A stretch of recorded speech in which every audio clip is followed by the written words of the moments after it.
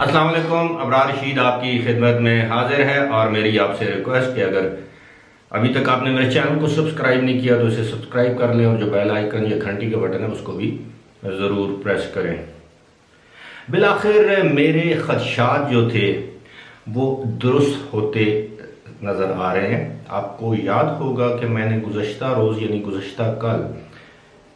जुमेरात के रोज़ और बुध के रोज़ मैंने अपनी 2 वीडियोस में इस खदशे का इजहार किया था कि अगर यूएई में कोरोना वायरस के मरीज़ों की तादाद इसी तरह जारी रही तो ऐसा ना हो कि यूएई की अथॉरिटीज़ को एक मरतबा फिर लॉकडाउन के बारे में सोचना पड़े, यानी स्टेरलाइजेशन कैंपेन जिसे कहते हैं। और इसके बाद यूएई के वज़ीर सेहत जो हैं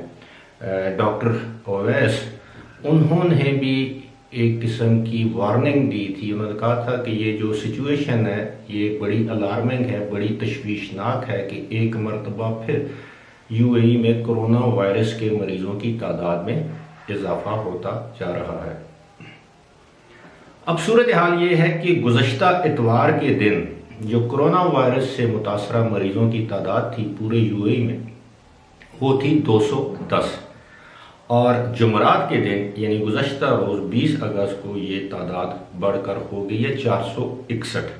लेकिन इसके साथ साथ जो रिकवरीज होती हैं, जो लोग सेहतयाब होते हैं, उनकी तादाद कम होती जा रही है। और ये भी देखने में आया गुज़श्ता 2 से 3 दिनों में इक्का दुक्का कोरोना वायरस से अमवात होना भी शुरू हो चुकी हैं। तो ये सारी सूरत हाल इसलिए भी तशवीशनाक है कि दुबई के हुक्मरानों समेत मुख्तलिफ सरकारी हुकाम ने एक से ज़ायद मरतबा कोरोना वायरस पर काबू पाने की फतह का ऐलान कर रखा है। अब सूरत हाल ये है कि दुबई की जो हेल्थ अथॉरिटीज़, यूएई की हेल्थ अथॉरिटीज़ के जो तर्जुमान हैं, उन्होंने गुज़श्ता रोज़ एक टेलीविज़न चैनल को, अमाराती टेलीविज़न चैनल को इंटरव्यू देते हुए इस इम्कान को रद्द या मुस्तरद नहीं किया कि यूएई के मुख्तलिफ इलाकों में दोबारा लॉकडाउन किया जा सकता है। इस हवाले से उन्होंने बताया कि चंद दिनों से यूएई के मुख्तलिफ इलाकों में कोरोना वायरस के केसेस की तादाद में इजाफा देखने में आ रहा है और जिसकी बड़ी वजह यह है कि अब लोगों ने बेएहतियाती करना शुरू कर दी है, यानी समाजी फासलों का ख्याल नहीं रखा जा रहा, मास्क नहीं पहने जा रहे और एक दूसरे से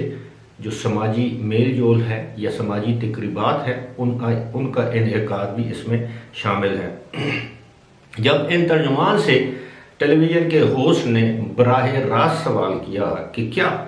एक मरतबा फिर लॉकडाउन, नाइट कर्फ्यू या स्टेरलाइजेशन कैंपेन की तरफ जाया जा सकता है, तो इस बात का उन्होंने हाँ में जवाब दिया और कहा बिल्कुल ऐसा हो सकता है, ख़ास तौर पर उन इलाकों में जहां पर इस वक्त हम समझते हैं कि कोरोना वायरस के मरीज़ों की तादाद में इजाफा होता जा रहा है। अभी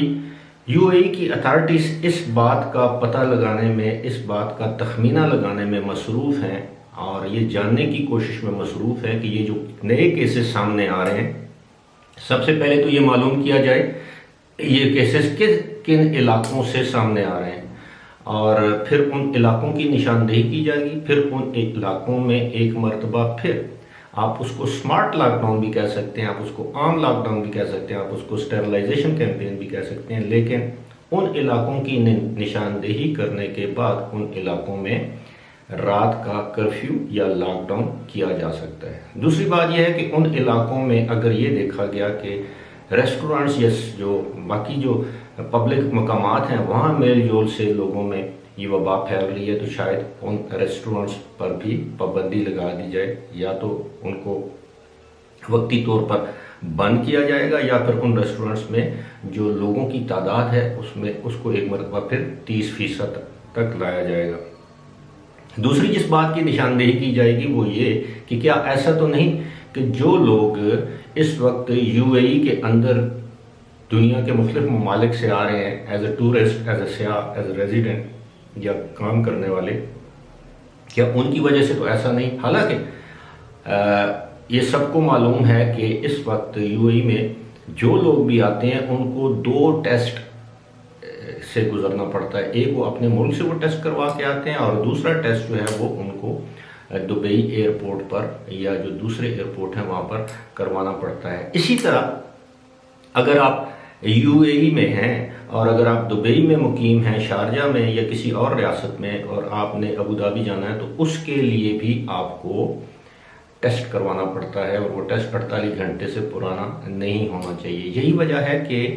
اس وبا پر مکمل طور پر قابو پانے کے لیے ابھی تک ابوظہبی نے اپنے آپ کو، یعنی ابوظہبی کی ریاست نے اپنے آپ کو عام لوگوں کے لیے نہیں کھولا۔ اگرچہ سیاحوں کے لیے کھول دیا، غیر ملکی سیاح آ سکتے ہیں، وہاں پر کرونا وائرس کا ٹیسٹ کروا کے آ سکتے ہیں اور اس کے بعد وہ ابوظہبی میں لینڈ کر سکتے ہیں۔ لیکن دوسری جانب جتنے بھی یو اے ای کی دیگر ریاستیں ہیں ان میں سے کوئی بھی شخص ابوظہبی جانا چاہے گا تو اس کے لیے بھی کرونا وائرس کا ٹیسٹ لازمی ہے۔ ایسی صورتحال Dubai, Sharjah, عجمان، Ras Al Khaimah, Fujairah یا الکوین میں نہیں ہے۔ کسی حد تک ہم کہہ سکتے ہیں کہ عجمان میں ایک مرتبہ پھر دوبارہ کرونا وائرس کے جو ٹیسٹ ہیں، ریپڈ ٹیسٹنگ سروس، اس کا اجرا شروع کر دیا گیا اور 50 درہم میں یہ ٹیسٹ دستیاب ہے، یعنی آپ 50 درہم میں یہ ٹیسٹ کروا سکتے ہیں۔ اب صورتحال کیا ہے؟ اب صورتحال یہ ہے کہ اگر اسی طرح دوبارہ کرونا وائرس کی وبا نے پورے یو اے ای اور خاص طور پر میں ذکر کروں گا شارجہ اور دبئی میں سر اٹھایا تو دونوں ریاستوں کو دوبارہ لاک ڈاؤن کیا جا سکتا ہے۔ اس امکان کو مسترد بھی نہیں کیا گیا۔ دبئی کی ہیلتھ اتھارٹیز اور نیشنل ایمرجنسی اور کرائسس مینجمنٹ یا ڈیزاسٹر مینجمنٹ جو اتھارٹی ہے اس کے ترجمان نے بھی اس کو مسترد یا اس امکان کو رد نہیں کیا۔ اب دیکھنا یہ ہے کہ کن کن علاقوں میں لاک ڈاؤن کیا جا سکتا ہے، اور دوسری بات یہ ہے کہ کیا اس لاک ڈاؤن کا دورانیہ کیا ہوگا۔ تیسری بات یہ ہے کہ کیا